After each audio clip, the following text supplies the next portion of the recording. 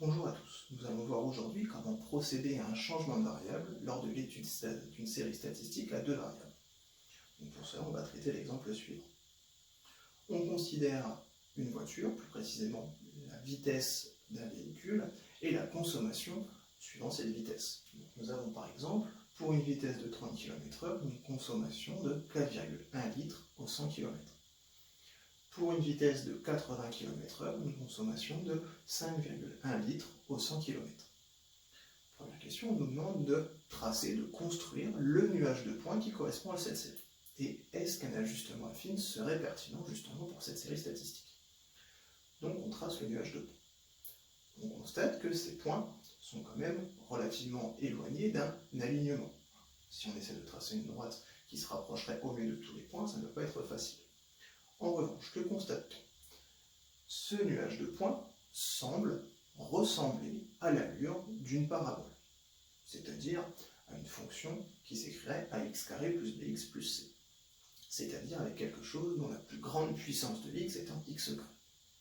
Du coup, nous allons procéder à un changement de variable pour essayer de se ramener, de transformer ce nuage de points afin que les points semblent en tout cas alignés. Donc pour cela, on nous propose le changement de variable zi égale racine carrée de yi moins 4. Alors pourquoi racine carrée de yi moins 4? Notre nuage de points, si on regarde bien, au niveau des ordonnées, commence finalement au niveau 4. Donc déjà, ce yi moins 4 va nous permettre de rabaisser le nuage de points au niveau de l'axe des abscisses. Maintenant, pourquoi racine carrée? Comme on vient de le dire, le nuage de points ressemble à l'allure d'une parabole, c'est-à-dire à quelque chose en ax carré, dont la plus grande puissance est x carré. Or, racine carrée de x carré va nous permettre de rabaisser la puissance justement à une puissance de x seul, c'est-à-dire à ax plus b, donc à quelque chose finalement d'affine. Donc pour cela, nous allons donc devoir compléter nos cases, c'est-à-dire calculer racine carrée de yi moins 4 pour les différentes valeurs de yi.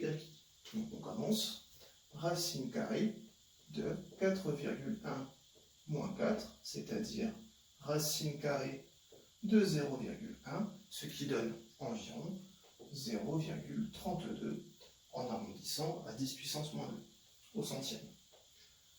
On reporte dans le tableau, puis racine carrée de 4,4 moins 4, c'est-à-dire racine carrée de 0,4, ce qui donne environ 0,63.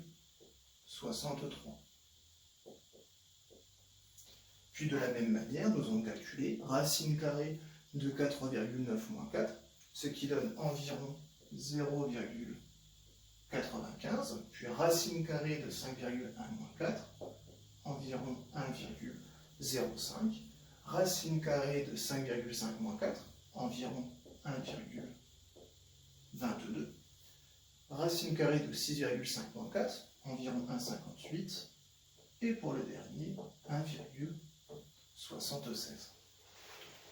Nous avons maintenant finalement une série statistique double xi, zi.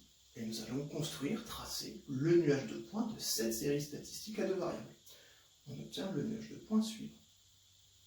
Là, on constate que nos points semblent alignés. Une régression linéaire, un ajustement affine est donc possible. Avec le tableur ou avec la calculatrice, nous obtenons l'équation z égale 0,016 x moins 0,171.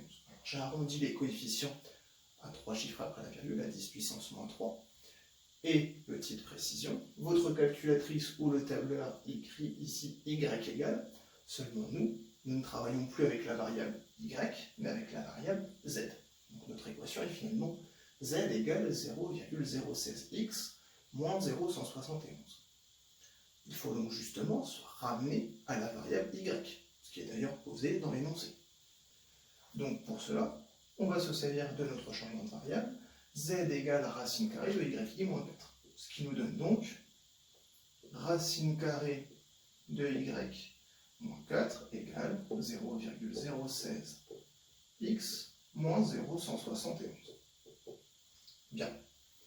Maintenant, pour simplifier un petit peu nos calculs, ce serait bien d'avoir y égale afin de pouvoir estimer justement pour d'autres vitesses la consommation du véhicule. Pour cela, nous avons la racine carrée. Nous allons d'abord la supprimer entre guillemets en passant au carré le membre de gauche et le membre de droite. Y-4 égale 0,016 x moins 0,171 au carré. Alors attention, ici on perd l'équivalence, puisque pour passer de la racine carrée au carré, finalement, je vous rappelle que ce n'est qu'une implication. Deux nombres au carré, enfin deux nombres qu'on élève au carré, les carrés vont être égaux. Par contre, si on a deux carrés qui sont égaux, ça ne veut pas dire que les nombres de départ sont égaux. Par exemple, moins 3 au carré et 3 au carré donnent tous les deux 9, mais moins 3 est différent de 3. Donc ici, on n'a qu'une simple implication. Pour terminer, nous allons donc ajouter 4 dans nos deux membres, y égale 0,016 x moins 0,171 au carré plus 4. Et là, nous avons du coup une expression de y en fonction de x, avec, on voit bien, du x carré, comme on l'avait dit, une fonction du second degré, finalement, ax carré plus bx plus c. Dernière étape, on nous demande d'estimer la consommation pour un véhicule roulant à 130 km/h.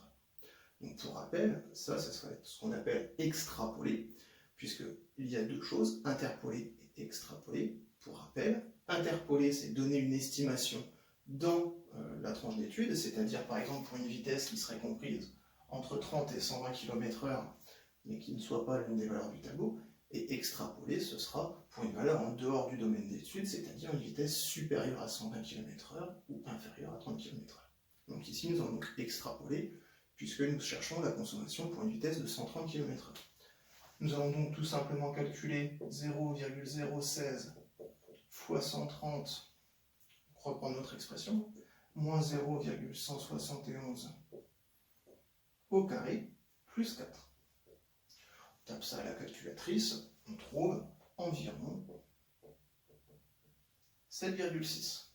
Ce qui veut donc dire, en conclusion, qu'une estimation de la consommation du véhicule roulant à 130 km/h est de 7,6 litres au 100 km. Merci à tous.